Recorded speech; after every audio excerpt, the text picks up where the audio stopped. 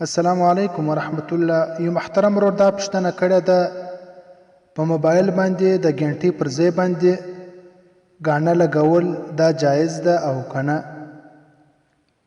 موبایل باندې د ګنټې پر ځای باندې ګاڼه، باجا او داسې بل سروز لګول او د ګنټې پر ځای باندې دا جایز نه دی، بلکې دا سخته ګناه ده.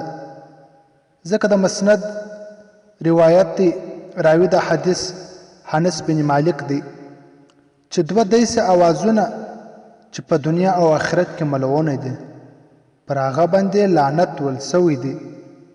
یو ګاڼه چې د هغه سره د سروز آواز راوځي، دویم د مصیبت په وخت کې چیغې ویل، نارې ویل، دا سخته ګناه ده او پر دا باندې لعنت ول سوی دی.